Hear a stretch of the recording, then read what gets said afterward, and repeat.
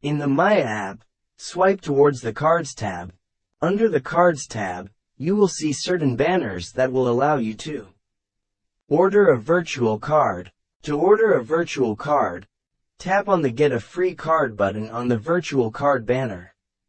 In the next screen, you can tap on Get a Virtual Card to proceed with the ordering process.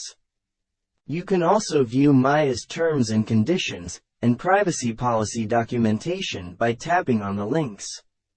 Only users with a KYC1 upgraded profile and at least a 100 Philippine pesos balance can proceed to get a virtual card. You'll be prompted with a message informing you of the successful virtual card activation. You can view the virtual card details in the card carousel. Thanks for watching.